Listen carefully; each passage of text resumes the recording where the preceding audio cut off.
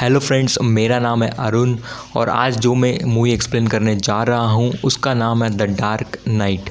तो चलिए वीडियो शुरू करते हैं। फिल्म की शुरुआत होती है एक कमाल के शॉट से, जहाँ पर एक आदमी बैग लिए खड़ा है, उसके हाथ में जोकर का मास्क भी है। ये शख्स और लोगों के साथ एक बैंक में जाता है। हाँ, आप लोग सही सोच रहे हो, ये बैंक लूटने की तैयारी हो रही है। बैंक में डकैती पड़ने वाली है। लुटेरे जिनके पास जोकर का मास्क है, ये लोग इस काम को अंजाम देना शुरू करते हैं। इन डकैतों की खास बात ये होती है कि ये एक दूसरे को ही मार रहे होते हैं जैसे ही इनका काम पूरा हो जाता है। उदाहरण के तौर पर इस शख्स ने जैसे ही तिजोरी खोल दी, वैसे ही पिछले वाले लुटेरे ने इसे गोली मार दी। और मैं आपको ये भी बता दूं कि ये ऑर्डर्स इन लोगों को ऐसे इंसान ने दिए हैं जो जोकर जैसा मेकअप करता है और ख़ुद को जोकर कहलवाता है। ये सब काम हो ही रहा होता है कि तभी कहीं से बैंक का मैनेजर आ जाता है। उसके हाथ में एक शॉटगन भी होती है। मैनेजर के सामने दो लुटेरे रह गए हैं।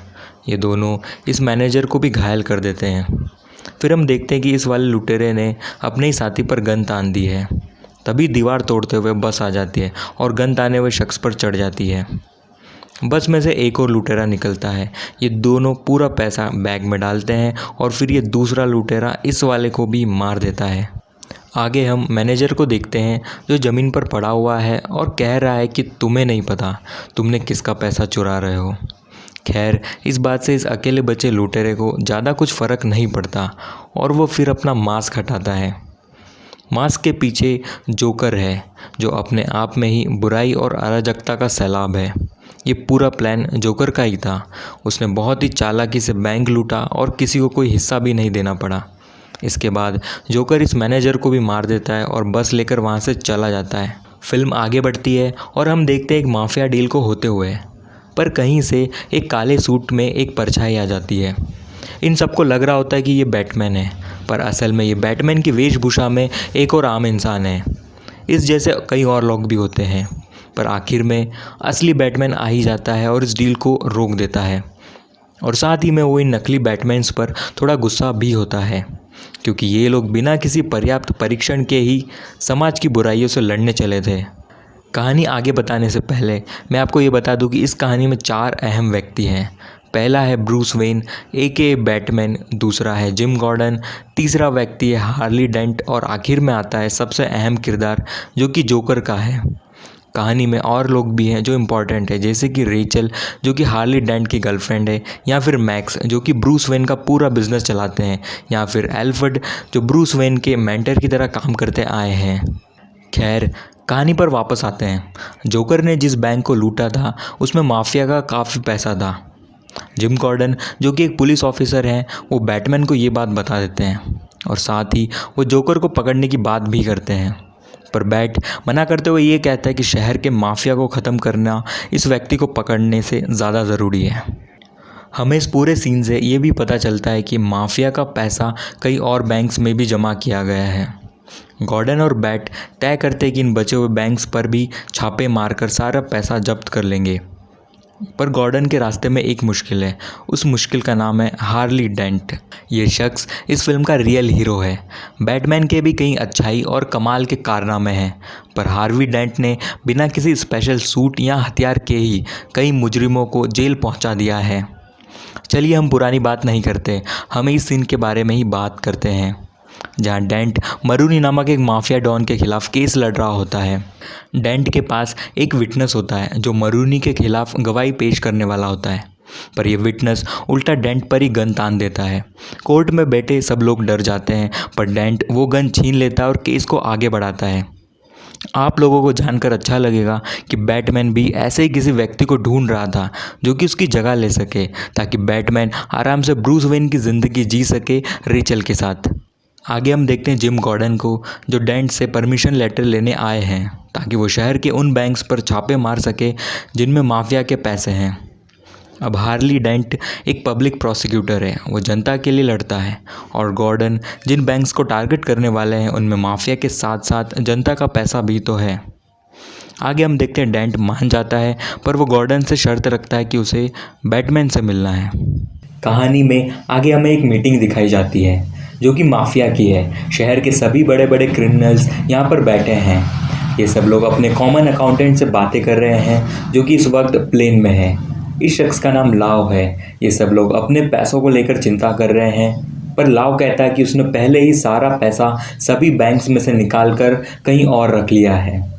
इसका मतलब गॉर्डन जो छापे मारने वाले थे, अब वो प्लान फेल हो चुका है। लाओ भी अब चाइना जा चुका है। ये सब लोग खुश होते हैं अपना सारा पैसा सही सलामत जानकर। पर तभी जोकर की एंट्री होती है, जो इनके सामने ही इन्हीं के पैसों से खरीदा हुआ सूट पहने हैं। वो इन लोगों से कहता है कि तुम लोगों की परेशानी डेंट या गॉर्डन नहीं है, बल्कि वो बैटमैन है। बैटमैन की कोई हद नहीं। वो इस लाओ को चाइना से भी घसीटता हुआ ले आएगा और तुम्हारे सामने तुम्हारा पैसा गया फिर तो। जोकर के इस कथन से ये सब लोग सोच में पड़ जाते हैं। इस पर जोकर कहता है कि मैं तुम्हारे लिए उस बैटमैन को मार देता हूँ, बस मुझे अपना आधा पैसा दे देना। इस बात पर एक क्रिमिनल थोड़ा भड़क जाता है और जोकर पर ही इनाम रख देता है। जोकर वहाँ से भाग जाता है अपने सूट में लगे बॉम्ब्स की मदद से। अगले ही सीन में हम देखते हैं बैटमैन, गॉर्डन और डेंट को टेरेस पर। जैसा कि जोकर ने कहा था कि बैटमैन की कोई हद नहीं है, वो लाओ को कहीं से भी पकड़कर गॉथम सिटी वापस ले आएगा। अब वही काम बैट यहाँ करने को कहता है। डेंट इन दोनों को यकीन दिलाता है कि अगर लाओ हमारे हाथ लग जाए तो हम उसे माफिया के खिलाफ एक विटनेस की तरह इस्तेमाल कर सकते हैं। Bruce Wayne AKA Batman max की मदद से चाइना जाकर लाओ को किडनैप करके वापस गौतम सिटी ले आता है। लाओ सिटी पुलिस के हवाले कर दिया जाता है, जहां उससे रेचल पूछताछ कर रही होती है। दरअसल रेचल भी एक पब्लिक सर्वेंट है और साथ ही वो हार्वी डेंट के साथ ही काम करती है। लाओ रेचल को पैसों के बारे में तो नहीं बताता, पर वो अपने माफिया क्लाइंट्स के बारे में उसे बता देता है। बस इसके बाद गौतम की पुलिस पूरे के पूरे माफिया को कोर्ट में लाकर खड़ा कर देती है। इस कोर्ट की जो जज है वो इस केस में काफ़ी इंटरेस्टेड होती है। वो एक अच्छी इंसान है, यानी कि उन्हें ख़रीदा या डराया नहीं जा सकता। हम नोटिस करेंगे एक जोकर कार्ड को, जो कि जज के टेबल पर होता है। अब इसका क्या मतलब है ये तो हमें आगे ही पता चलेगा।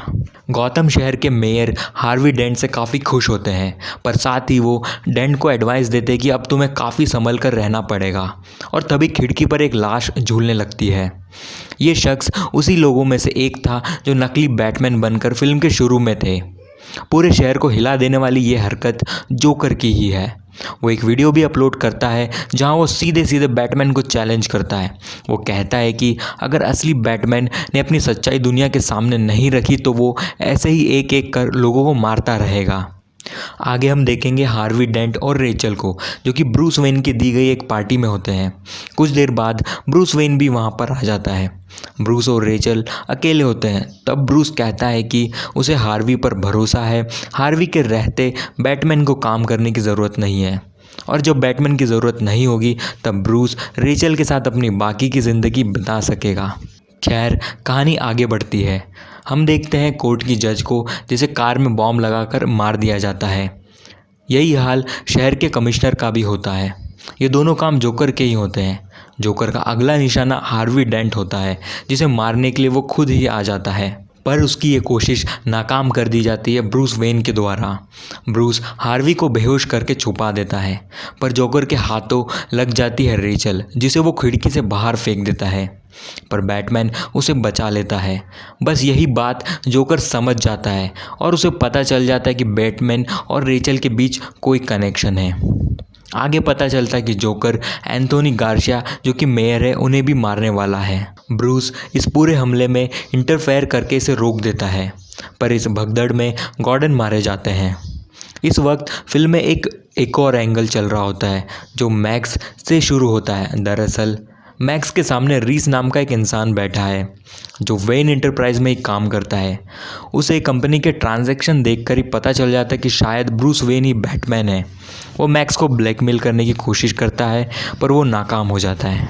इस पूरे कैओस के बीच हार्वी डेंट को पता चलता है कि जोकर का अगला निशाना रेचल है।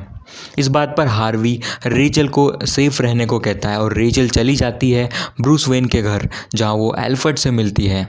वहीं दूसरी ओर Batman AKA Bruce Wayne Joker को ढूंढ रहा है। वो इसी बीच हार्वी से मिलता है और तय करता है कि वो खुद को बेनकाब कर देगा, ताकि जोकर आगे कोई कत्लेआम ना कर सके।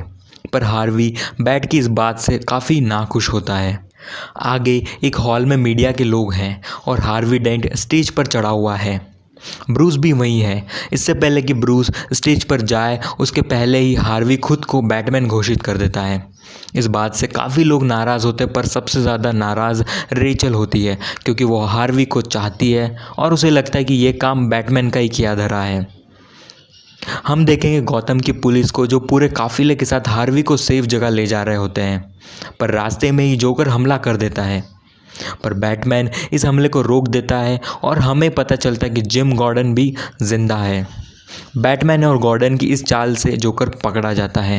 रेचल ब्रूस के घर से जाते जाते एल्फ्रेड के पास एक लेटर छोड़कर जाती है जिसमें वो हार्वी से शादी करने की बात लिख देती है।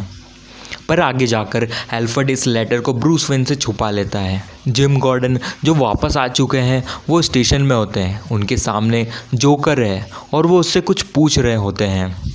जोकर जो इतनी प्लॉटिंग करता आया है अभी तक, तो वो क्या इतनी आसानी से पकड़ा जाएगा? जी नहीं, दरअसल जोकर ने पूरा की पूरा खेल ही बदल दिया है। वो खुद तो पकड़ा गया है पर उसने हार्वी और रेचल को कहीं गायब कर दिया है। हार्वी जो पुलिस की कार से गया था वो घर नहीं पहुंचा और साथ ही साथ रेचल भी घर नहीं पहुंची। गॉर्डन को पूरा यकीन होता है कि इन दोनों के गायब होने में जोकर का ही हाथ होता है। गॉर्डन जोकर से अच्छे से पूछता है बिना उसे हाथ लगाए, पर जोकर कुछ नहीं बताता।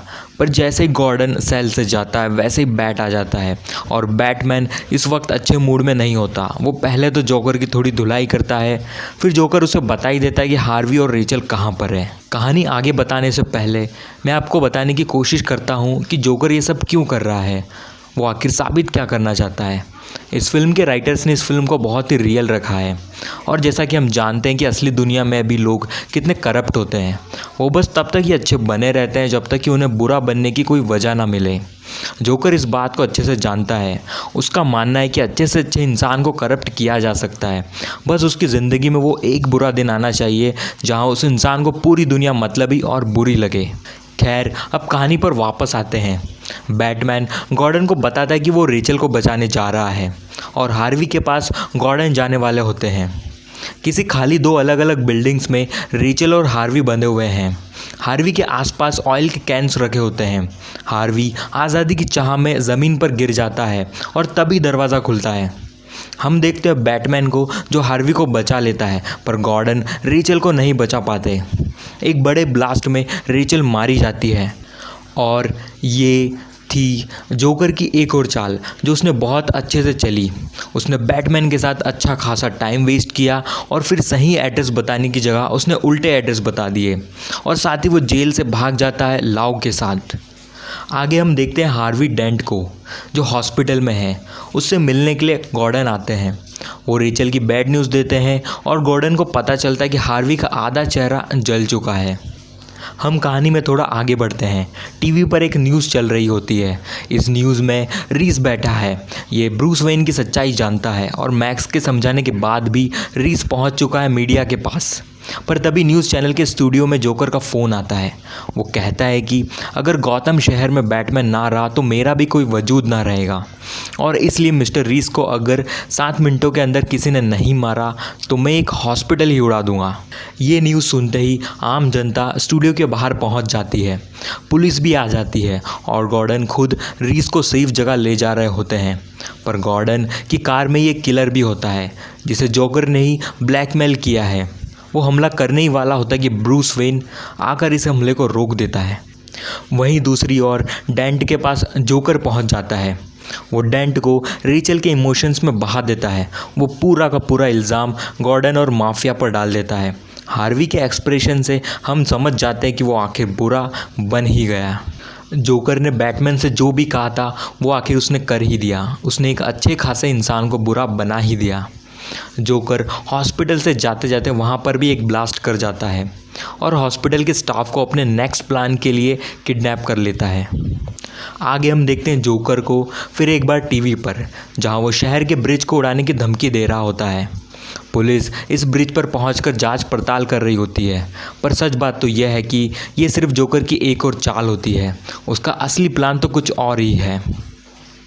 वहीं दूसरी ओर हमें हार्वी डेंट दिखाया जाता है जो एक एक कर उन लोगों को मार रहा होता है जो पुलिस में करप्ट होते हैं और माफिया के लोग भी होते हैं। ऐसा करते करते गॉर्डन के घर भी पहुंच जाता है। अब हम पहुंचते हैं मैक्स के पास, जो अपनी लैब में जाता है। वहाँ उसे पता चलता है एक ऐसे डिवाइस के बारे में जिसकी मदद से आप शहर के कोने कोने पर नज़र रख सकते हैं। इस डिवाइस में सोनार टेक्नोलॉजी लगाई गई होती है जिसे मैक्स ने ईजाद किया था।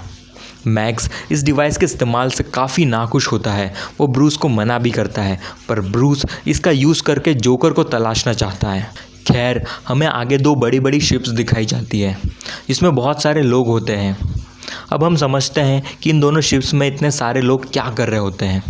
तो यहाँ मैं आपको याद दिलाता हूँ जोकर की उस धमकी को जहाँ वो शहर के ब्रिजेस उड़ाने की बात करता है। अब जाहिर सी बात है कि आम लोग शहर छोड़ने की तैयारी तो करेंगे क्योंकि सिटी में इतना क्राइम जो बढ़ चुका है। एक शिप में तो होते हैं आम लोग, पर दूसरे शिप में होते हैं सारे के सारे क्रिमिनल्स। इसके बाद जोकर फिर से अनाउंसमेंट करता है। दरअसल ये भी एक धमकी ही होती है। वो दोनों शिप्स में एक एक रिमोट रख देता है। ये रिमोट्स डेटोनेटर्स होते हैं उस बॉम्ब के जो सामने वाले की शिप में लगे होते हैं। फॉर एग्ज़ाम्पल, क्रिमिनल्स के पास जो रिमोट है वो एक्टिवेट कर देगा आम लोगों के शिप्स पर लगे हुए बॉम्ब को, और ऐसा ही एक रिमोट आम लोगों के पास भी होता है। खैर, हम आगे देखेंगे कि बैटमैन सोनार डिवाइस की मदद से जोकर को ढूंढ निकालता है, और वहीं दूसरी ओर शिप्स के लोग बहुत ही डिबेट करते हैं कि वो ब्लास्ट करे या ना करे, पर कोई भी अपने हाथ खून से नहीं रंगना चाहता और ये हमला टल जाता है। जोकर हवा में लटका होता है और वो हार्वी की बात करता है। बैट को पता चल जाता है कि जोकर ने आखिर हार्वी के साथ क्या किया है। हम देखते हैं वो जगह जहाँ पर रेचल मारी गई थी। वहाँ पर हार्वी है, गॉर्डन है और गॉर्डन का बेटा भी है जिसे हार्वी ने पकड़ रखा है। हार्वी गॉर्डन को सबक सिखाना चाहता है, इसलिए वो गॉर्डन के बेटे की जान लेना चाहता है, पर बीच में बैटमैन आकर इस हमले को रोक देता है और साथ ही में वो हार्वी को भी मार देता है। अब फिल्म का एंड आ चुका है। इस फिल्म में आखिर सब कुछ ठीक होकर भी ठीक नहीं होता। जोकर की वजह से एक अच्छा खासा इंसान बुरा बन गया है, और जब लोगों को हार्वी की इस बात का पता चलेगा तो वो शायद खुद कुछ भी अच्छा नहीं करेंगे, और इसी कारण बैटमैन हार्वी का इल्ज़ाम अपने सर ले लेता है और हार्वी का कातिल बन जाता है। यहीं पर ये कमाल की फ़िल्म ख़त्म हो जाती है। आपको ये वीडियो कैसा लगा नीचे लिखकर मुझे बताएं, और इस वीडियो को लाइक करें, शेयर करें चैनल को, और सब्सक्राइब भी करें।